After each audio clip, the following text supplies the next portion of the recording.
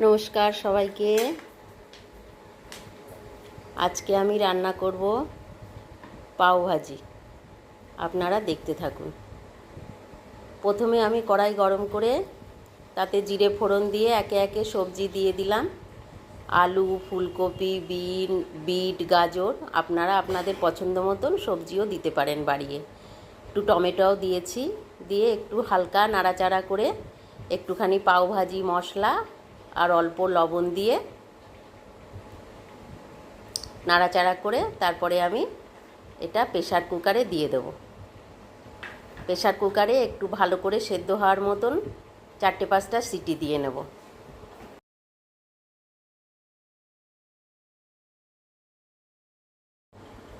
Pressure কুকারে আমি 4-5টা city দিয়ে নেব।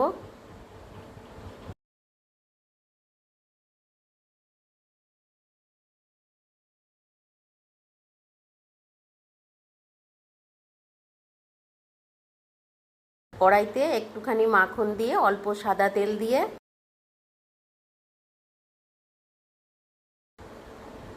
একটু জিরে ফোড়ন দিলাম, কাঁচা লঙ্কা কুচি,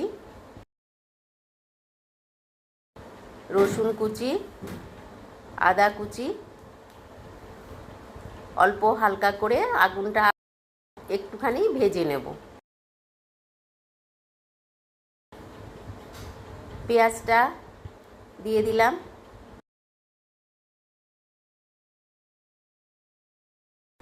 পেঁয়াজটাও গ্যাসটা কমিয়ে হালকা করে হালকা কালার আসা পর্যন্ত পেঁয়াজটাও ভেজে নেব।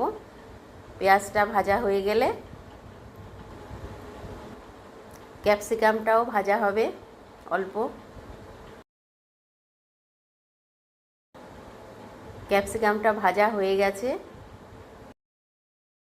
এবার আমি একটু কাশ্মীরি লঙ্কার গুঁড়ো দিলাম, একটু পাও ভাজি মশলা দিলাম, দিয়ে আর একটু নাড়াচাড়া করে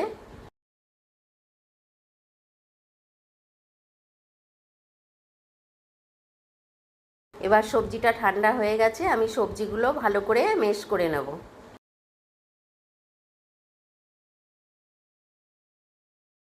সবজিগুলো ভালো করে মিশিয়ে নিলে তবে খেতে ভালো লাগবে, সেই জন্য আমি সবজিগুলো ভালো করে মিশিয়ে নিচ্ছি।